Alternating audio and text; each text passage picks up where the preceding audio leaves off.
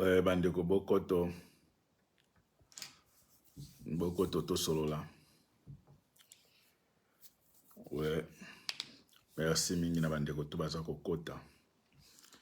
To ya kosola mboka. Ah ouais. Merci mingi na bandeko to baza kokota. To aller au dimanche. Dimanche le 13. Dimanche le 13, donc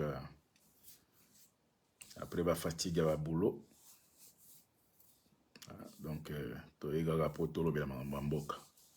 Ce n'est pas donné à tout le monde. Pour na koya le bien mboka. Donc, ce que vous avez appelé était tika na okaka.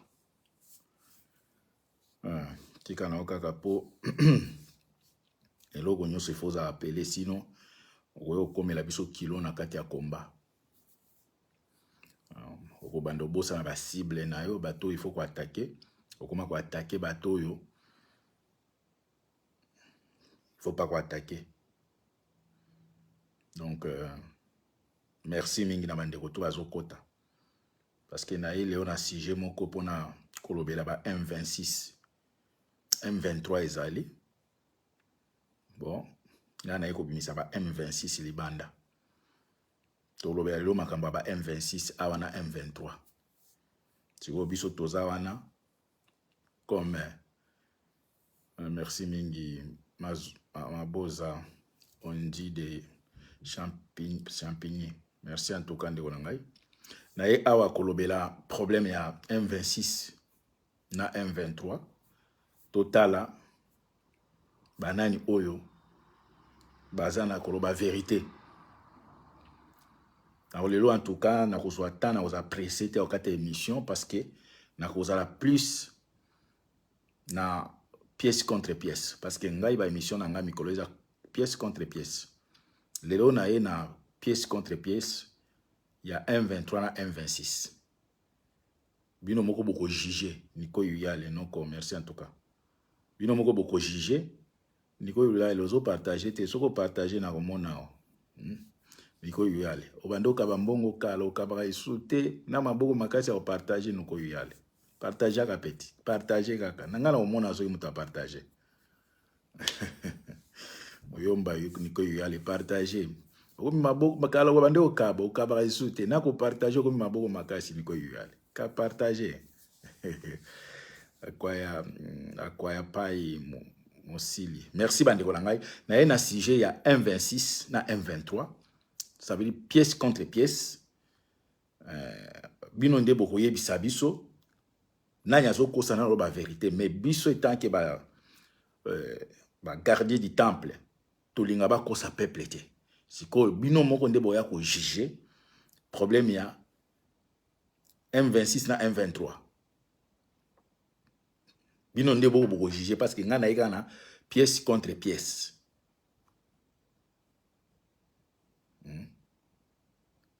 Kini banka merci en tout cas beau partager.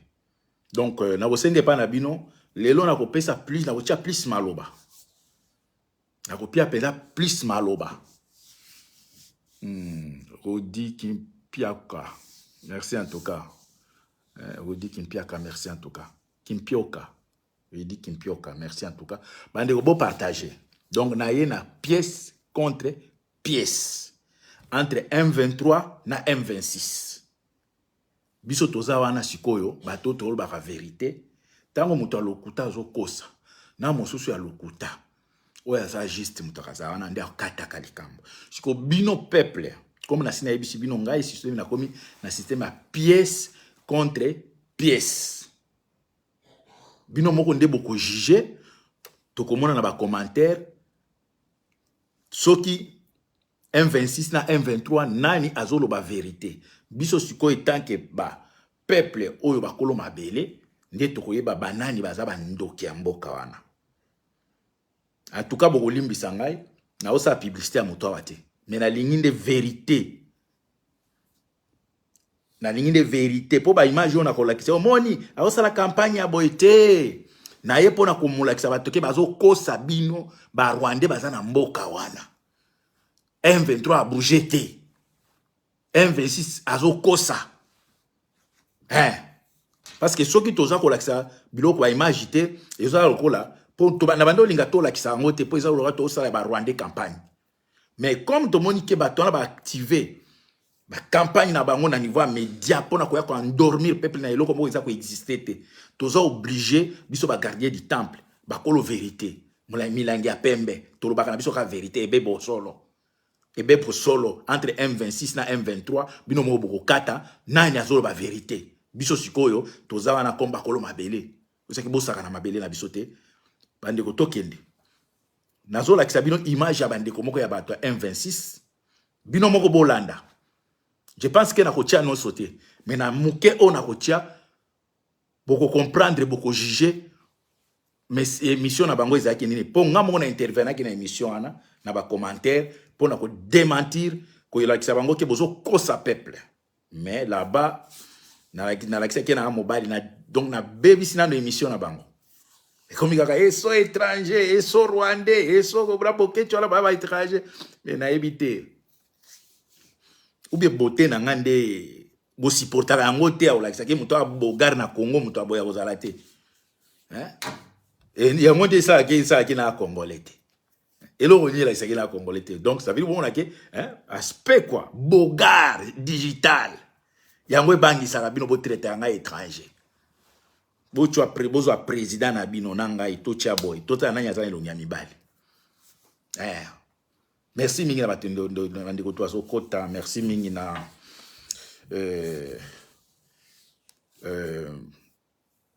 Vieux Vincent Kamba, le beau-frère propre. Tosta Seke Libulu, Maman Egeti Seke, en tout cas, Mbote Mingi na.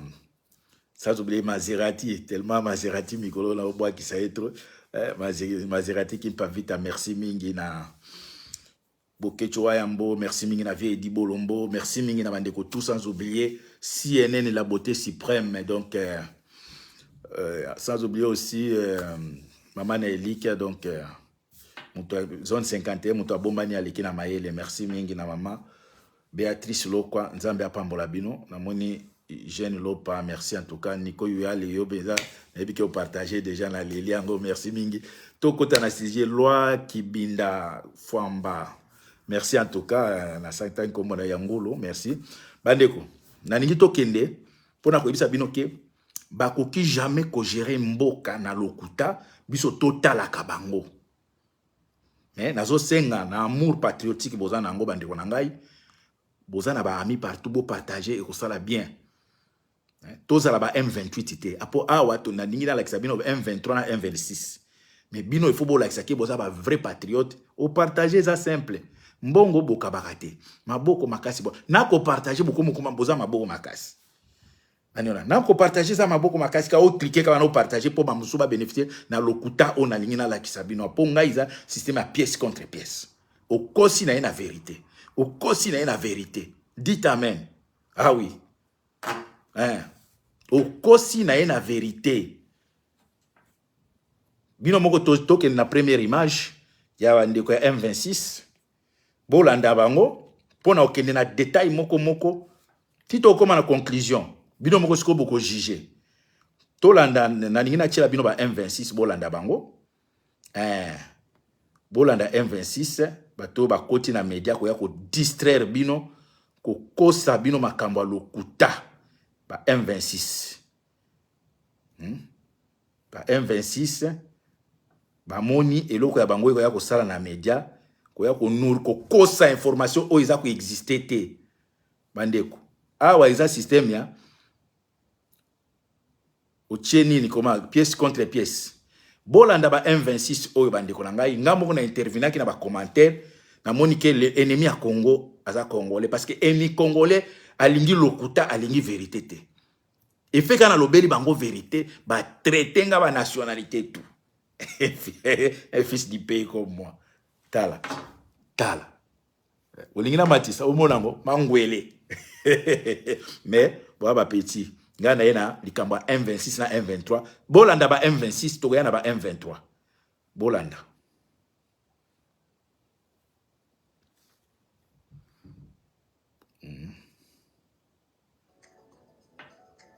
Tolanda ba M26 na l'exango moi moké po ba pibi na bango kota wate.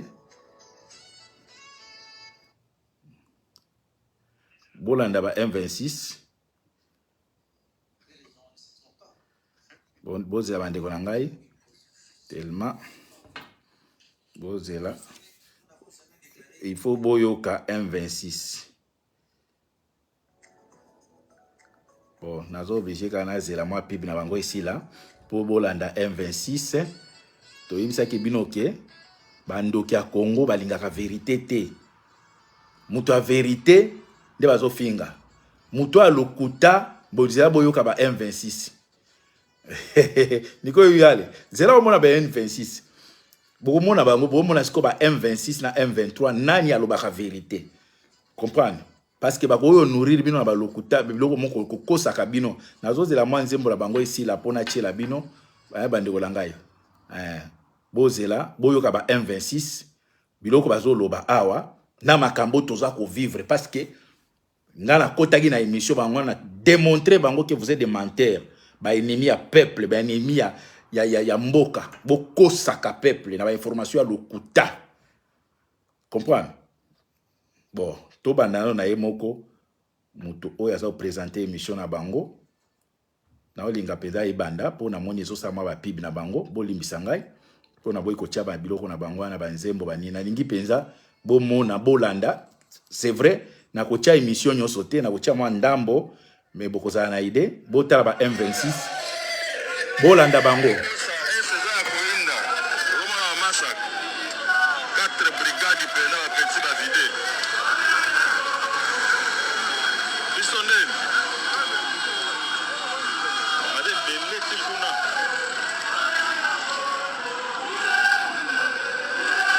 Bande obino boza ka patient bolanda ba M26 émission lingi salema bolanda bango botala M26 moko ye wana muto a présenté émission M26 moral bokolanda ye bato ba kosa ka peuple donc mama penza moi si kitoko boye abini a tiepe na maquillage na fond de teint ici lui peut bien aye ko kosa bato bolanda M26 oyo po ngana koya tina conclusion bokomoni boyoka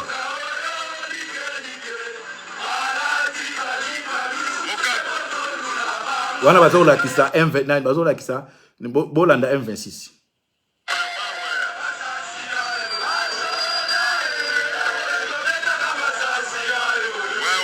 présentatrice na bango M26 ye wana bozela boyoka bato baza ko faire nourrir peuple na lokuta aza pe na mobali na M26 balinga sa l'émission bolanda bango.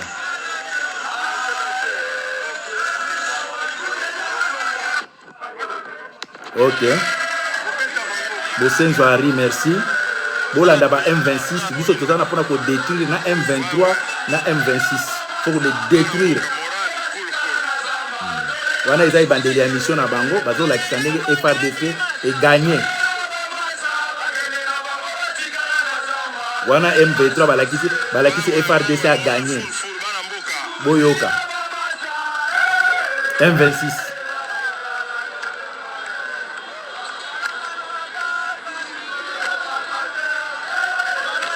Boli bisanga maina kata izati na ningi penza bolanda. M26 ye wana na mobali na ye. Encore une fois dans ce nouveau numéro, comme je le dis toujours, qui dit mieux bolanda bango bande ko ngala oza patient na uti musala mais na bolinga bolanda bango M26 oyo. Les Congolais tous derrière nos frères DC encourager Banamboko Bazako Kunda parce que nous savons que Namboka Bitumbezali à l'est frère DC a suivi Penza Mokano et puis Makambweza Okenela Ndenge Mususu. Donc c'est une série d'émissions peut-être différentes. Ndenge Tozakana invité sur le plateau. On va recommencer la semaine prochaine. Il y a qui dit mieux?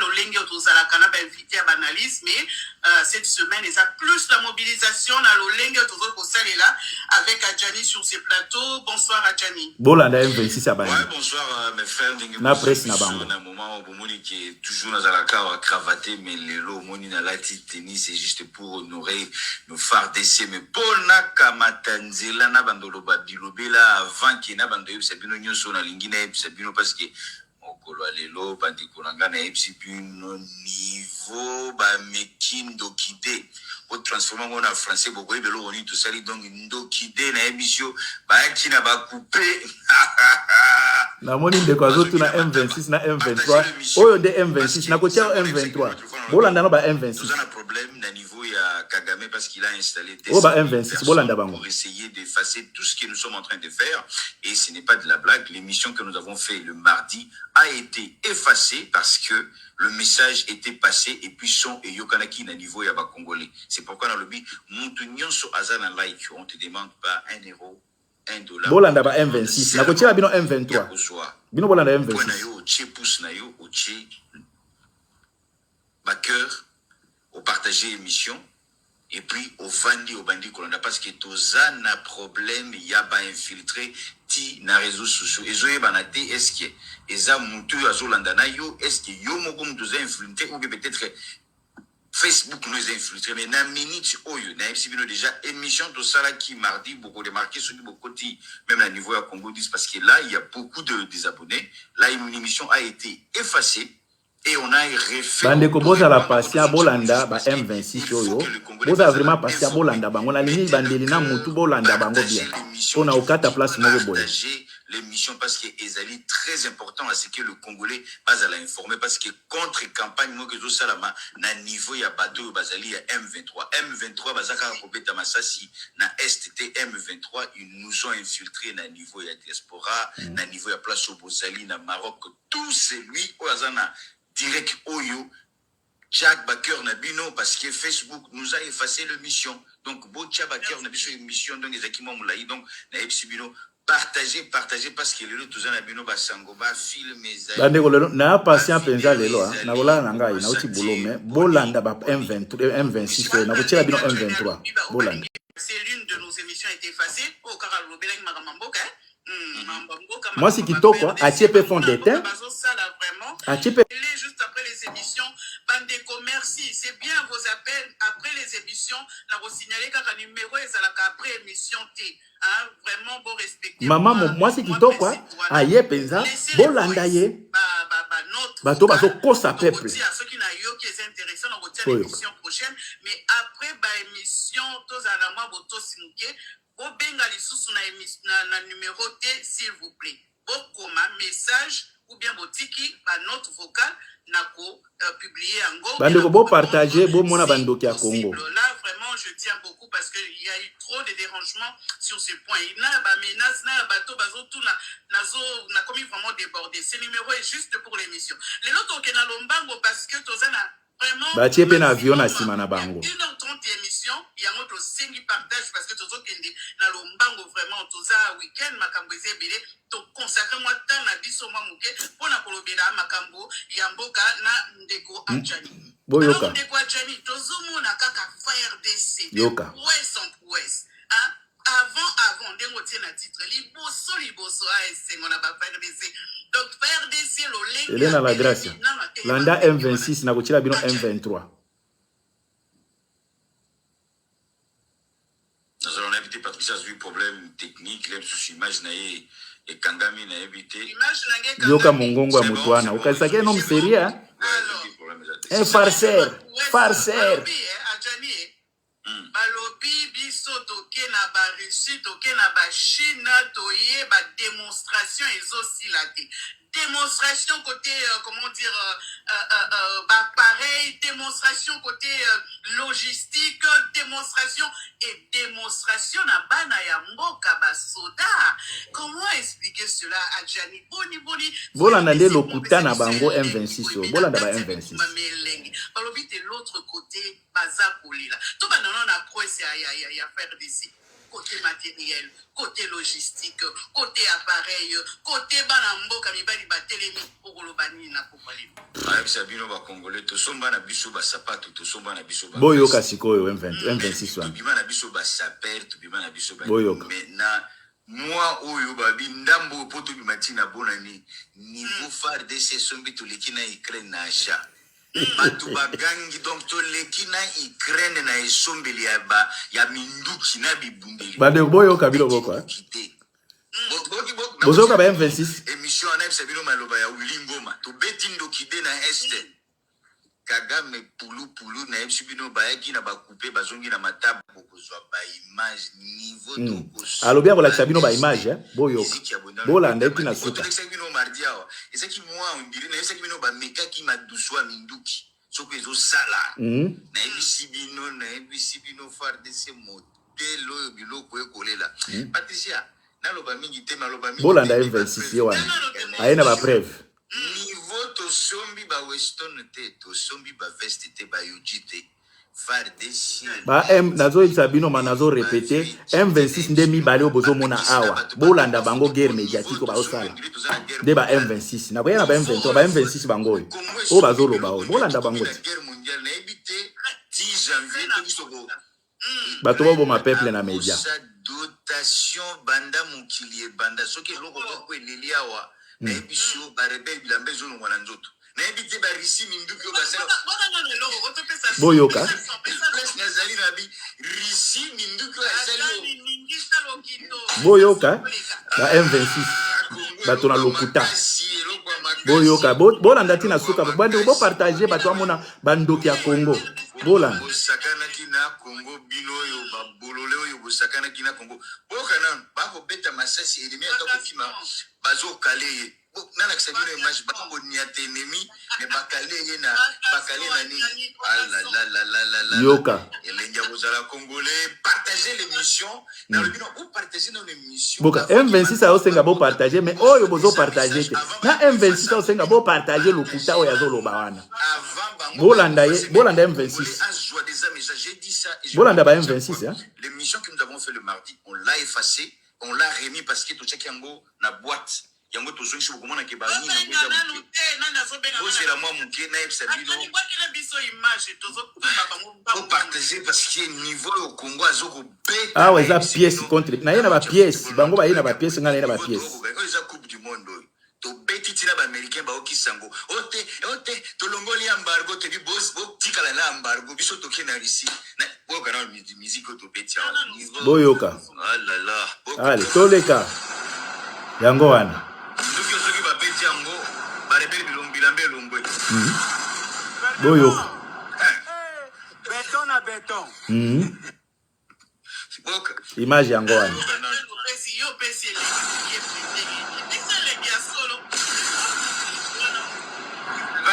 bozoyoka ba M26 biloko baolakisaka peuple bozwa yango wana image yango wana bozwa biloko ekoleka bozwa yango wana campagne ya ba M26 yango wana Patricia tozonga na plateau boyoki première image alakisi bino oyo balobi ke eza somo bato baza kolalisaka peuple batata milima na mama watie maquillage namoni na faute de temps yango ekomi na kolonga boyoka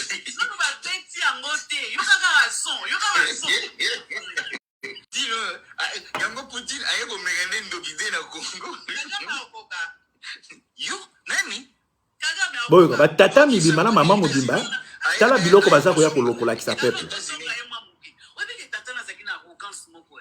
na ebesi yo Kagame ndenge azawa oki ba beti ndokide bilamba ya barebele longwe donc eza kute bakoluka o rebele ubi aza rwandais ndokide lokola eseleki eza na limite mo soki emiatiawa bilamba longwe bango na nzoto niveau mopepe na pression bilamba epasuki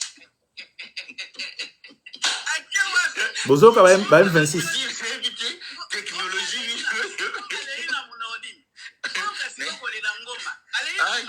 Thierry le commando partager bande ko bolanda ba M26 bato baza ko endormir peuple na lokuta na bango bolanda bango ti na ko kata ngo moko bolanda bango ponga na zoya na ba pièce contre pièce bakongoli bazwana musango bakongoli toza plus de 1200 là tellement pas combien de likes parce que vous savez sauter pas c'est important vous devez partager la participation des gens au bazar direct oyo merci mingi Thierry le commando merci mingi namoni ba like na ba cœur merci mingi Thierry le commando Blanchard Ngoyi Madinga. Congolais nyonso tout esika Midinga. vandi azala rassuré.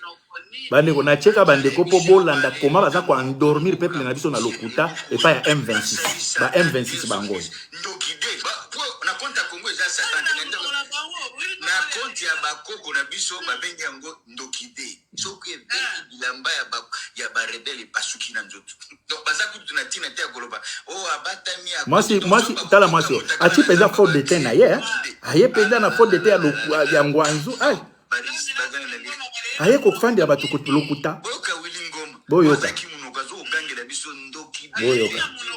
Este na ebisi bino bangle baleli babi boko yako buka ba biloko na biso to chiawa na Rwanda babi bozela boko kabisa Boyoka. Boka Le tribalisme, yoka musulungu biliko makomo beta noble.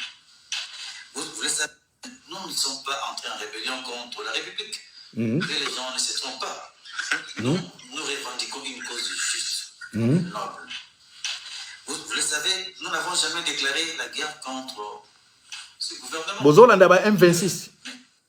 Batu bangwana. Pona kochia bino M23. Oyo bazolo bande ba M26. Nazoya na pièce contre pièce. Bolanda bango.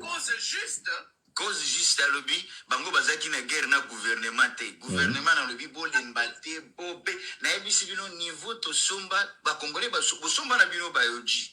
Mais na moi oyo elandiawa Congo sombi minduki toleki na Ukraine na minute oyo bozoyo ka M26 diplomatie bato bakanisi neti bato bazanga babo bamimeli bango to solola bato bakanisi neti bato bazanga mbongo bamimeli bango diplomatie bakanisi neti bato bazanga mibali ya chani mibali ya solo na yo Patricia makambo eza kunizali bandeko bozala patient nazoya na pièce contre pièce parce que bato oyo baza payé par Chilombo po ba kokosa kabino na media kongai nazoya na pièce contre pièce bo comprendre oyo eza M26 na koya na M23 kamikaze donc drone keito to bwaki mbongo 20,000 na drone moko ekebo na bombe banzani na ebisi bino ba rebelle emoni bino ba rebelle ekweli bino na nzoto yango d'abord il faut mona nanu bino ekweli boka Wilingoma alina muno kwa mboka Kagame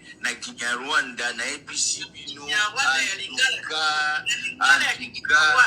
FARDC longonye o weekend kitoko nino ba pesi biso na FARDC na esibino bana mboka tibo moninga na yaka walino na ataka bango baleka Ukraine ya minduki Ukraine oyo États-Unis azo débloquer ba 16 milliards poka basomba minduki bango baliki Ukraine ya minduki boyoka ba M26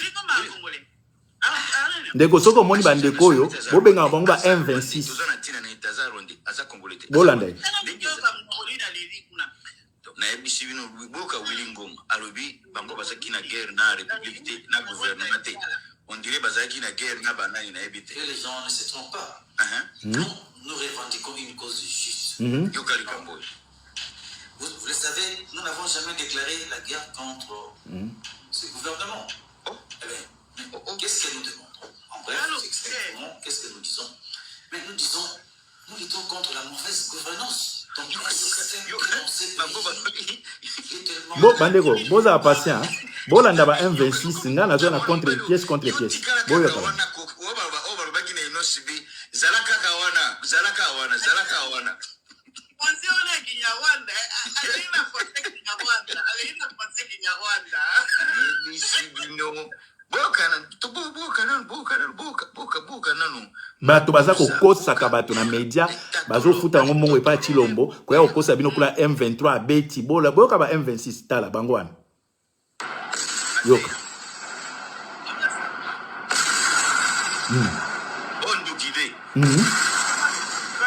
ndokide donc tango ebeti bilambe pasuki rebelle atikali bozoyoka ba M26 na bimisa bino mwa ba photo patse oyo eza pe photo ya malamu te Facebook ya kokanga biso ba kokosa biso makambo bo partager na une émission na bateau bazolanda parce que même bandeko bozala patient nazoya na ngai tokosala émission na yebi place na okata émission oyo bolanda yo ba M26 oyo akongolais nyonso bazwa sango ya FARDC tovanda bayeba ke FARDC tozisika nini na minute oyo mibali na FARDC na ebisi bino bota na bana basi basiliki balobi Poland bota la modelo to Poland ennemi yango wana modelo to Poland ennemi modelo ennemi alukami lokola tala ba image bazo kosa nango bato ba tata milimba na mama milimba bo ouais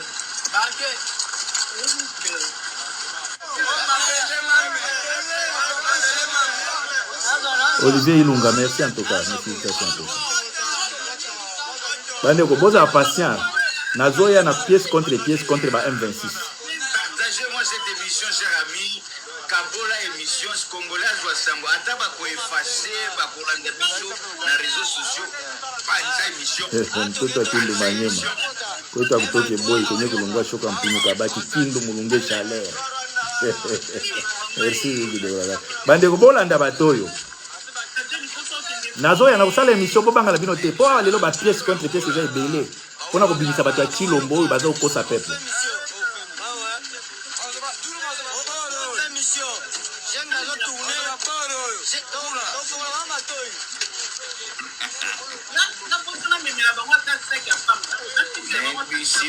bazoli ya biloko ya banani ya barebel batiki banzungu biloko kule na nsima tokole biloko na bango na émission Satan dokide beti na este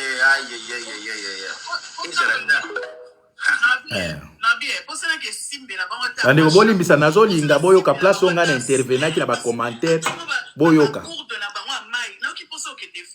yoka Patricia non nous blaguons mais pendant combien de temps bateau bayoki sibiso passe c'est comme s'il n'y avait pas de sanctions. Bateau, mateli, matela, congolais, na niveau tout. Je te dis, tenu, na mona gango pe na Paris, na mona tenu na Paris. Na lobi, oyebi bateau yo. M23 bokoti na bino na diaspora bo pesi ba 150 € na bato basa la campagne.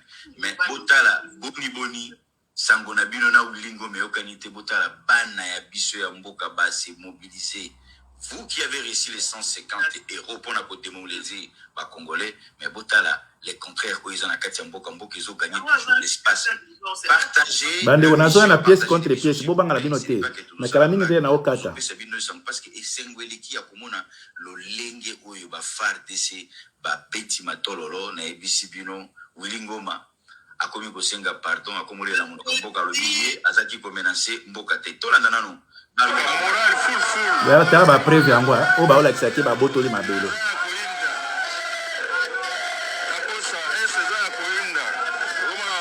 Bon, je pense que na kokata awa pour na émission oyo na zaki en plein travail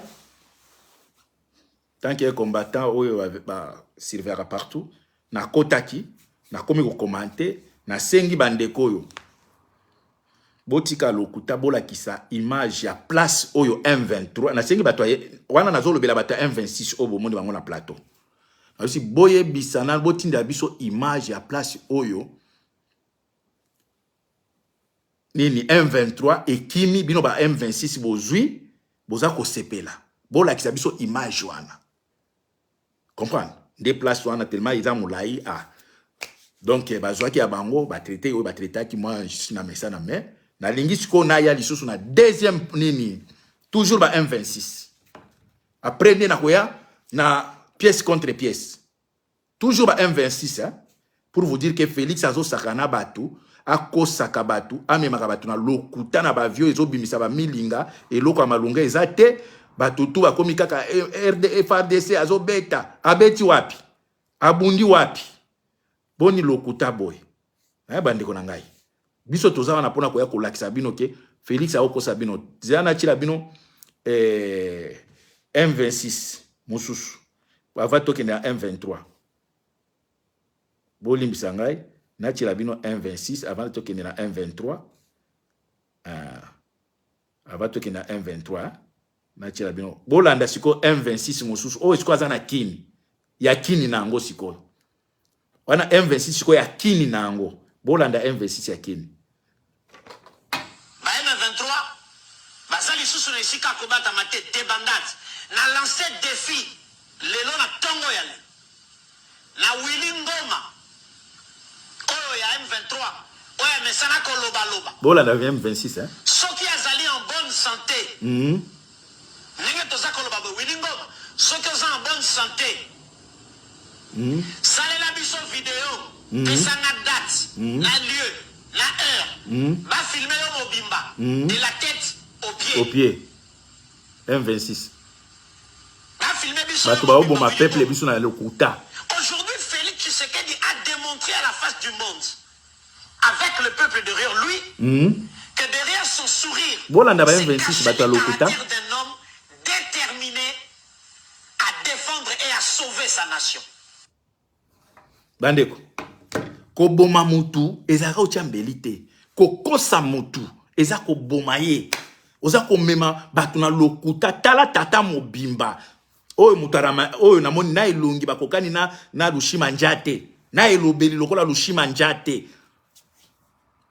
tala ba M26 en pleine Kinshasa azo kosa siko ngai bandeko bo partager po ekomela bata Kinshasa tout ce que tozo ko lakisa ya lobike Willy Ngoma ala kisa elongi na ye comprendre ala kisa elongi na ye na mututi makolo alobi atalanga na date Willy Ngoma ye wana bimi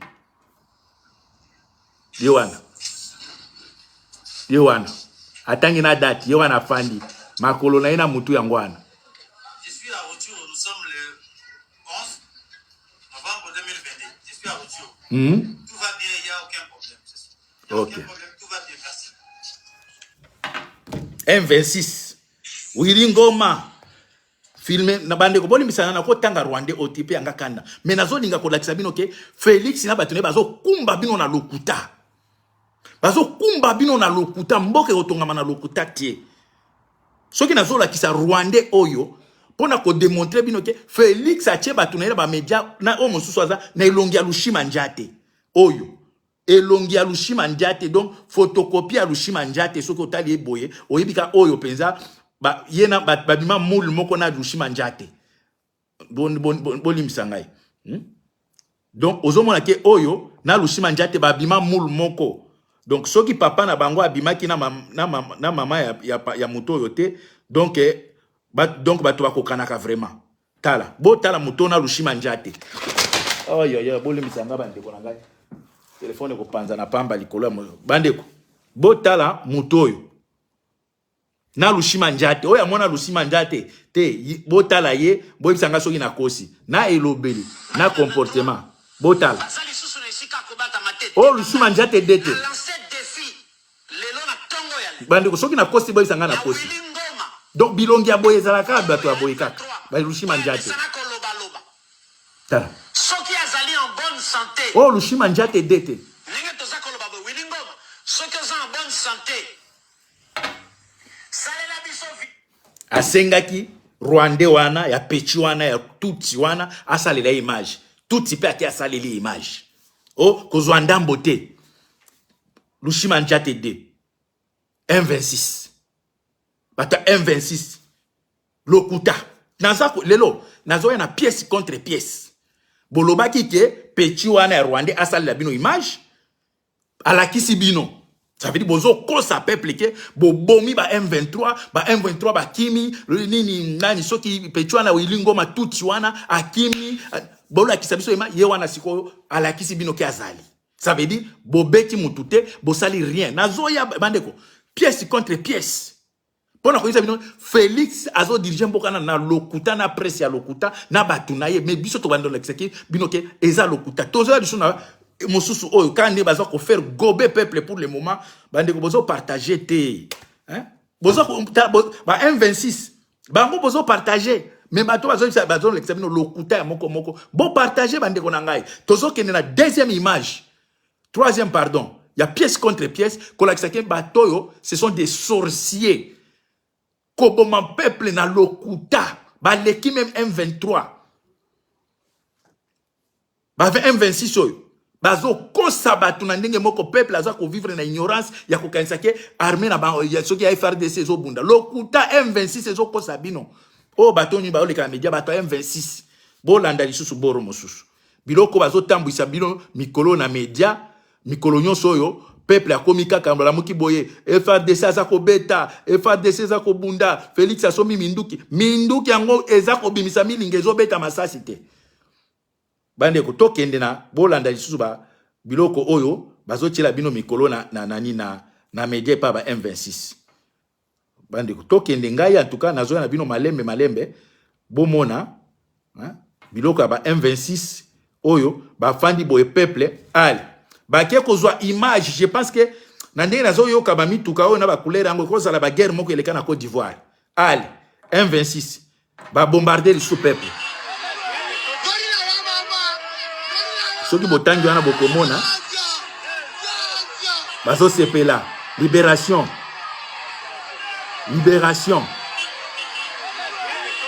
soko tala ta mutuka wana bozomona ke koza ba Côte d'Ivoire parce que ba drapeau wana ezana ni ezala kola ba Côte d'Ivoire lango ba lo beza Swahili te eza Congo te bato yo ba bombarder ba komi boye entrée triomphale de nos femmes de dans les cités de Kiwanja après des attaques ont été relancées hier jeudi 10 novembre par les FARDC. Ozomona lokuta ba oyo za est ya mboka na biso te. Langue wana eza pe ya Congo te. Ba mituka na soki botali bien, eza ba mituka moko koza ba ivoirien. Tala biloko aza ko nourrir peuple. Botanga yango bien. Yango na po ba kanisa ke na kosa biloko ba komi botanga. Botanga yango bien biloko ba komi wana. Ba M26 bazoya koboma peuple na lokuta M26 nasilisi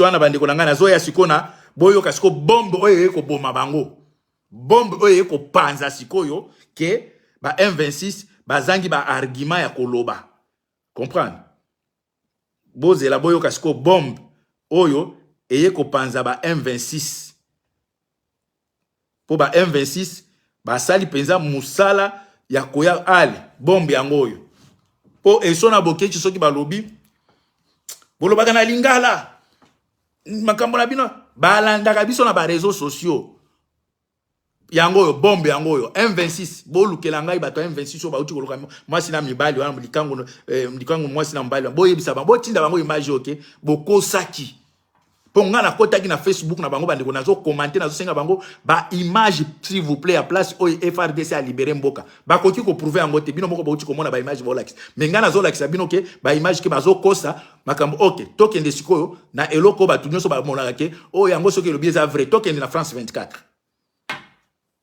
C'est dans l'est de la République démocratique du Congo après les frappes aériennes menées cette semaine par l'armée congolaise contre des positions du M23. Bolanda bien. Affirme à tort que le mouvement rebelle est en déroute. Effectivement, et des affirmations qui émanent essentiellement de comptes Twitter et Facebook favorables au président congolais Félix Tshisekedi. Ouais, au monde favorable, hein. La voici plus précisément, c'est cette vidéo où on entend des échanges de tirs, on y voit des affrontements, des dizaines d'hommes en uniforme militaire qui combattent, on voit des armes automatiques également.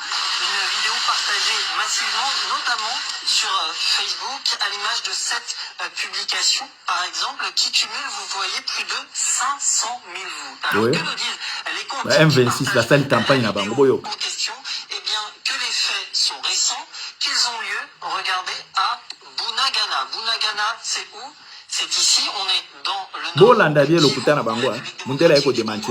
proximité de l'Ouganda et du Rwanda. Et les publications d'ajouter donc que cette ville qui est occupée depuis quelques mois maintenant par le M23, eh bien assisterait en fait à la fuite du M23 après ces frappes aériennes menées par l'armée congolaise et que donc la ville de Bunagana aurait été libérée du M23. Pourquoi est-ce que c'est faux? Eh bien, tout simplement, c'est faux. Permettre de mettre en doute ces affirmations. Le premier indice, il se trouve ici, c'est cet homme, ou surtout son uniforme, les couleurs de son uniforme, et plus particulièrement aussi cette corde rouge que l'on voit. Pourquoi? Parce que cet uniforme, on le retrouve ici, on le retrouve également là, et ces deux photos, elles viennent d'une page Facebook, pas n'importe laquelle, page Facebook officielle de l'Administration Police Service du Kenya, rien à voir donc avec la République démocratique du Congo.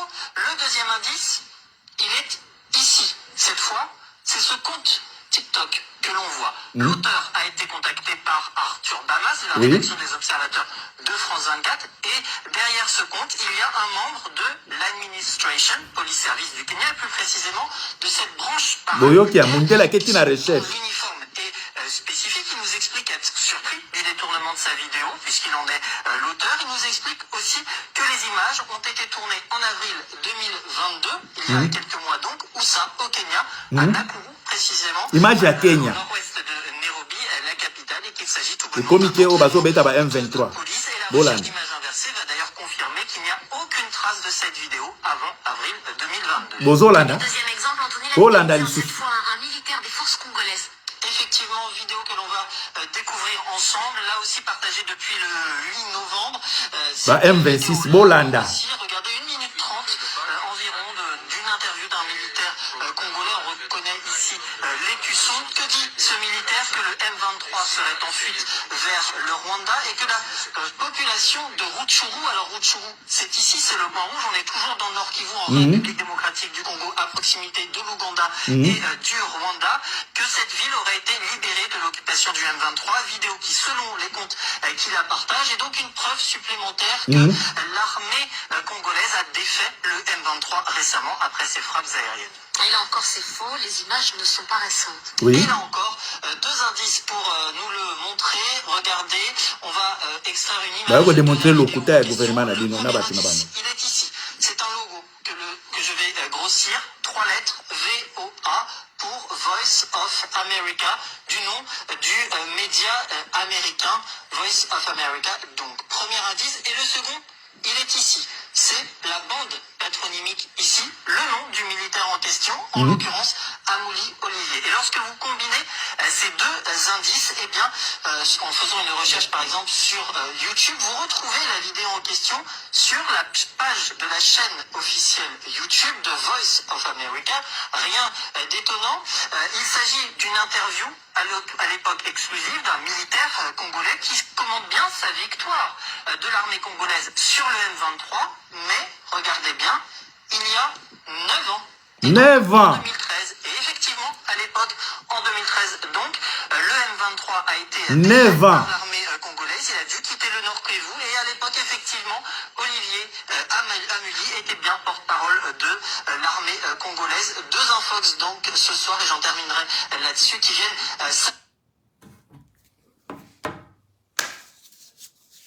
Où sont les M26? Vous êtes où? M26. Les M26, Boza Wapi.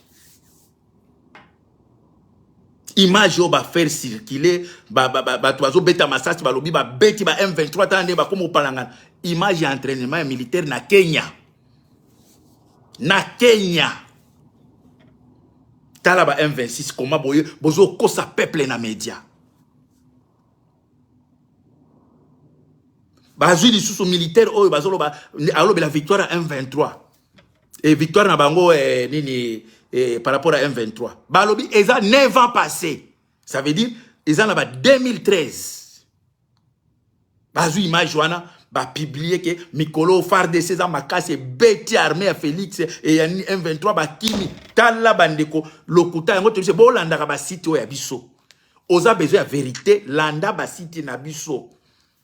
Landa biso. Biso a toi la vérité. Tala comment ba M26 ba côté bino na média. Bazo ko sabino que FRDC azako beta M23 et kimi wapi pechuana ya tuti soki wilin soki nani azawana. Bandeko, on a kopesa bino vraie information. M23 est bougé te. Ezana kiwanja, ezana kibumba, ezana ruchuru, ezana bunangana, eza posé.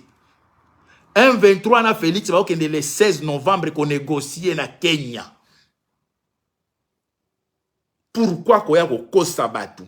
Obimi penza yo mwasi mobimba, ochina maquillage na bani nebite soki okanisi ke maquillage na yo koya ko convaincre batu. Ba M26. Boya ko boma peuple na média. Peuple ba komi na esengo ke quand même tozu atamwa courage po armée na biso eteleme armée na biso. Armée na bino eza fouti. Vous êtes infiltrés. Ministre de la Défense, c'est un touti. Chef de renseignement, touti.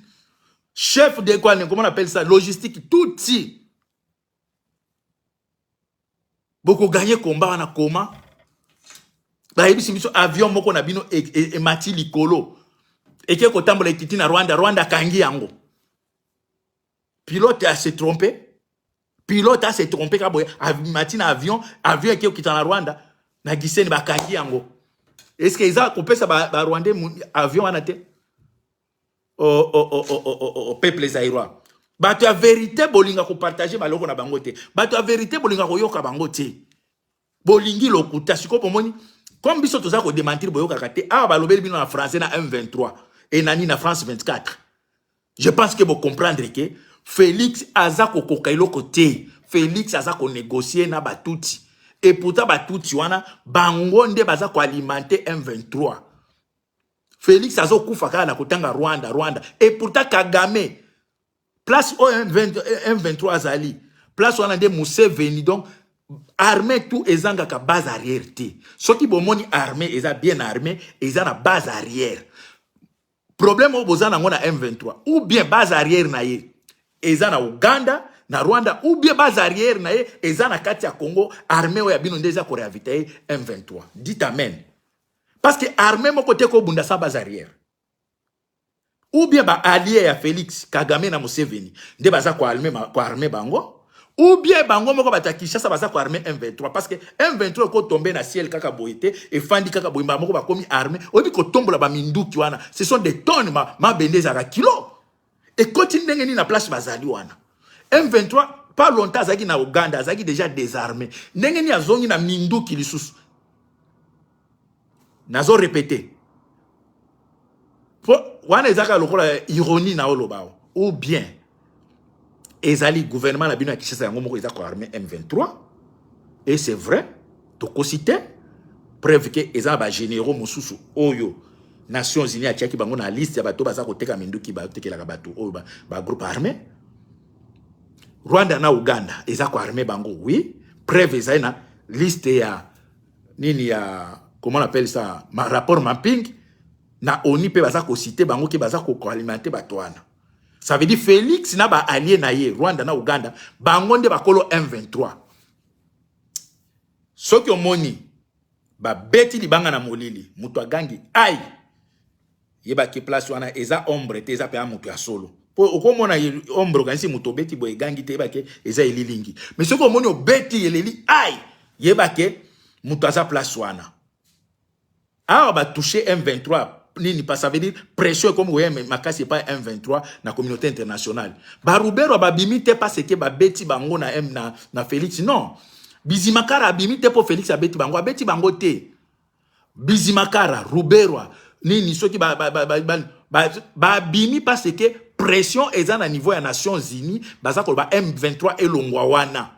Yango monike ba bimi ba ya kosolana Félix ba komi ko sala sa ko diaboliser ko nation ya ko lobaki baza minoritaire baza ko lia bango mutu so yoka ki pechi wana wili ngoma rotuti wana alobaki ba komi ko lia bango ko boma bango ba bimi pona ko sala tu ndenge nini force na bango oyo ba tia yango wana parce que ba tuti baza kaka na M23 te baza na Android baza na ngomino baza ebele ba groupe na bango. Mais tant que va comme ko toucher ba groupe na bango na Nations Unies. Bon monte bango na ba sangani bango to ba kebe pas Félix. Bon bino bolukaka ba responsable à M23. Comment ça se fait que M23 est commis sous pression? Robert Aye, Bizimakara Aye, Gisaro Aye, Banine Baye. Est-ce que même Jeannette Kanambe na kati ya parlement? Même Nani Moïse Marungabo. Azoro ba non, il faut toujours négocier avec Bozo Komboye bino bolukaka ba M23 mais ba responsable M23 bangwana. Bazana Kishasa, Kanambe Azawana. Pourquoi pour Félix Ozo Kosabatu? Oza conscient que Osinya qui ba accord na batouana. Et oyebi bien que mouvement les mouvement ba touti, ba Rwandais. Yo oza ko yisa biso ke baza bande kona yo ba nini comment on appelle ba Nyamulengi. Est-ce que depuis Bobanda boyoka batu akufi na bandundu na yumbi. Bomona Robert wa Bizimakara baya. Babima. Babomi batu na Kasai. Bomona Bizimakara nani ni babima. Ndenge nini komika na tour oyo nini M23 comme sous pression au Nimbala moko ba mo babimi. Siko banani ba responsable à M23. Banani ba maître à M23. Banani ba chef à M23. Bolingi ba sale la bino dessin que Félix a sa complice. Tala nenga yambi ba responsable à M23. Yé moko azo traité M23 comme parti ni mouvement moko ba terroriste. Mais tala comment yambi bango. Donc ici il est donc aza kozwa photo avec les représentants, les responsables des terroristes, mouvement terroriste. Félix azo kanga photo na ba to ba responsable ya mouvement oyo azo traité ngo ba terroriste. Po aza mayele te. Muto aza mayele, il n'y aura pas de photos, c'est un souci si ka bongo po yo moko yebike Roubero ani ba za ba tuti, ba M23 ba tuti. Bango ba za ko plaider pour na M23. Yo moko mona ke ba tonde ba kolo mouvement. Otelemi pe okangi na bango photo. Tala muto aza mongol.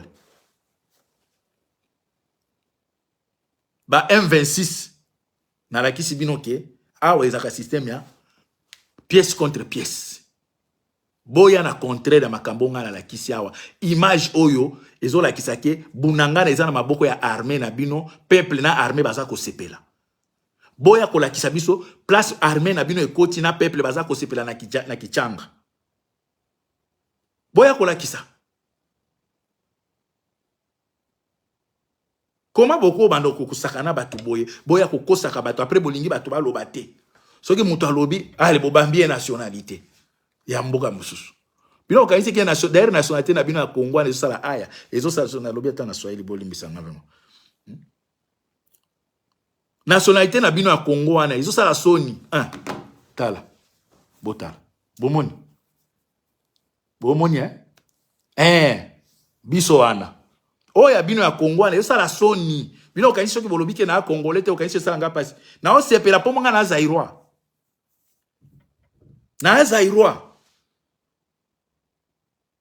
tango boloba ki Congolais wana na inga oyoka ngwata mukete bino heureusement bino moko bolongola ngeka na compte naza compte bino boza ba con ngolais na compte na penza Z misongwa impère misongwa bino bolingi muto yebisa bino vérité te to yebisa bino ke bozo kosa ba image ya bino ya lokuta bobi misata image moko armée na bino exact bandeko M23 za kaka place azala kawana place au Félix a autorisé ki parce que M23 azana bunangana par autorisation ya Félix na 2012 M23 azaki déjà bimi na 2013-2012 par nini ordre ya ONI. Mutu oya ke ko signer na bango accord pechuana tout wana soki pechini soki William azolo bango bien. Ba signaki na accord na Félix avant même comme président ba signer na déjà. Ba signer déjà. Hein? Ba signer na déjà. Donc M23 azawana par accord ya Félix. De l'homme comme au traité bango ba terroriste pendant tout ce temps Félix eba qui était batoyo depuis bayana Afdel bayana ko terroriser peuple wana baya ko exterminer peuple wana Félix le londe aye biango Félix le londe aye ko yeba ke M23 eza imanation ya nini ya ADF na Afdel ayebite tala batu mususu boya kwa kulingo bosali na émission yo mwasi mobimbo china ba poudre raté na ko raté oye ko fanda boyo china caméra oza pe na soni te omo kendo lambela bana oya ko kosa batu yo mama mobimba tala mwasi oyo ya émission na Ocholanda M26 baninga na oya kitoko lokola bangindi ba amida bangindi na makambo wana kaka o bayembe pa ya Mimi Ngoma kende na Congo kuna kendo nginda nango tika koya kosakana na bato kosa bato okufa na buzoba opakoli pe ba fond de teint oya kokufandisa ke M23 nini FRDC botoli mabele o chepe micro ozande loko osala te na ndako na mama we ozanda ndako te boni mwasi ya lokuta boy tala mwasi azaka soka koti na cuisine yako oyiba matembela tina monoko pa kendo lepa na ye wa lokuta ofandi pe yo moko zomona ke makambo tozo kosa. Voilà que ça si preuve à image oh boza ko diaspora pe diaspora moko bololé bo fandi pe ple boza ko landa batwana bazo kosa bino Ataki mutu moko na koti kuna ata mutu moko te na moni aza ko contredire ba ngata ngona koti na komi ko pomper na pomper mbala moko émission e baby ba komi ko tanga kombo na ngai oza Rwandais oza Ougandais oza Tanzanien oza oui la première édition na baby chez émission na bino leader na koti boye bande soki bokoti yango na nini bokomona ke na baby sila ki bango émission komi ka eso leader na meli makambo ya lokuta na bango to na meli nyonso komi ka eso parce que j'étais dans la vérité. Pour nous dire qu'on commet la bango botia image s'il vous plaît. Donc on a bandolo beloko mo soutenir image s'il vous plaît. Botia image au peuple militaire à côté na bunangana. Botia image au militaire bako quitter. Comment boki ko fanda boy bande ko nangai ba ya kokosa bino pe ba diaspora bozo kota kai belé na biloko lokuta. Félix azana makasité ya kobeta M23. Pourquoi? Parce que l'armée est infiltrée. Yé moka reconnaître kiango. Na yo kia wa pa ba M23 baza équipé donc l'équipe même bato ba somba ka ba Weston. Biso to na contact na ba militaire kuna bandi ko ngai. Soki baza 5, ye ba ke 3 nde baza na minduki, 2 baza na minduki te. Soki baza 10, ye ba 4 baza na minduki na minduki te, 6 baza na minduki. Bazo kabila mango soki bokei 7 jours boza na 7 kwanga. Na kwanga ngeo kufungula mususu boye mbambungi na kati ebeba. Meyoka mikolo M20 neni armée na mbi eza penza en forme bazo la tabia ba tala ba M26 lokuta. Tala ba M26 oyo. Biso lokuta ko lekate. Peuple na biso azokufa, peuple na biso aza besoin de solution. Ye Félix soki alingi bitumba. Ayebi Rwanda place ezali. Mobali ala biso tomona kitango tozali na kini. Pa bombe uti na Brazzaville. E katisi na Kinshasa na kotia Kingabwa. Muze azwa ba char na ake kotia na Kingabwa. Azongi sango na Brazzaville. Bitumba sila kimbala moko. Entre sasu soki na nena soki kolila soki na. E sila kimbala moko. Poni ni babande ko provoquer RDC. Po RDC akota na kati ya bitumba na bango. Muze a comprendre ake kotia ba char wana. E vup. Mbala moko. Ata roquette mo kati ya ili susute. Bino bokanisi lelo. Soki Félix ata seri na makambo azoloba. A poser biloko na na nini wana. Na Goma. Banani bakoza ba perdant. Esa bisote? Po Goma itongami te. Ba Goma ta ba buki yango tona la richesse na gouvernement responsable ko tongama. Mais ba Rwandais soki mboka na bango ne buka mi lelo. Tokati bango lokolo na Congo. Ba kotonga ngo lisusu te parce que occasion moko bazwaki ya kokuta ba bololi ba bato ya congolais ba yibi batongi mboka wana soki lelo bo buki yango po batongi ozali lisusu te po congolais fongoli permis Félix soki aza contre Kagame abotolana no contrat ni accord wana contrat ba signaki ya or kanga frontière bengana bini ambassadeur ya Uganda boni Félix ko sakana na bato boy bato tu baza ba bololi te quand même. Merci mingi bande konangai na uti bulo ifona lala la uti bulo ifona lala po soki na landika ba M26 oyo na ko tikela bango ngana non M26 ngai na yebisa ki bino tous un système à pièce contre pièce soko ina lokuta na koti na ba recherche na yeko démentir ki oza mutu na lokuta mboka moko etonga na lokuta te mboka moko etonga na paresse ezate. Bah, il faut que ça, la tala mboka mobimba, bah, tu prière na prière. Sur 24 heures, moto asali rien. On zamba pese na mokil. Abimi akika église a zongi boye, c'est fini. Alali na ye. Na iloko akoli ezate. Ezalaki nzala mbala moko a profiter comme hygiène mbala moko. Azongi na ndako terme iloko akoli ezate, na continue na ngo comme ka hygiène. Est-ce que yo zali na posa hygiène? Ozali na posa hygiène te? Mais nzala eleki mbala moko kombina ngo comme hygiène. Merci mingi Olivier Lunga. Peuple zaïrois. Ceux qui ba musu ba teki mabele, il faut pas accepter ça. Ceux qui ba musu ba médiocre. Bango ba médiocre bazaka ebele mais ba toyo bazaka ba eli, ba to bazaka ba leader bazaka moke. Bango nde ba dirigeaka. Kende otala ba former. Ezaka moko nde za leader na bango, mais ordre ezalaka. Ordre ezalaka. Boka mate soki bomoni biso tolo ba boye ba tumusu ba okota ba oninga ko finga bani parce que na mutu na ye na ebite ma musu pe zemi na ye mama na papa ne ba planifier ki angote ezaika baza ko uta soki bilanga boye na chaleur wana tokota na koto pa zemi mwana mama zo ba teki za na zemi ya mutu koyo bota boye kizengi baza kokosa ye andima kaka bazo ndima kaka mais biso mayele ezali po biso penza ba préparer yango ke tozo bota mobali. Dites amen. Ouais. Oui. Mi bali vraiment moi ko sabiso ezata. Après nyoso toya ko lakisa bino Ismaël Kachama. Merci mingi atuka ndeko nanga. Biloko tout lo bakawa eza to ko démontrer bino de plus que bazo ko sabino na Félix ba bimisi ba mbongo ebele ba tiena ba média na bango ya ba M26 po ba ya ko sabino. Po bola la pongi. Est-ce que bino boyebi pourquoi Félix a sabilo ko tout ça? Félix a zo par campagne électorale là parce que na niveau social il a échoué, sécuritaire il a échoué, azana bilan ko présenter binoté, azako préparer bilan na esko ya ko présenter na ba élection ke na sisa ki bitumba na est, na vengana ki ba M23. Yango azako préparer yango. Parce que na bilan social au kokaisouté. Le Congo ne produit rien, ne produit rien.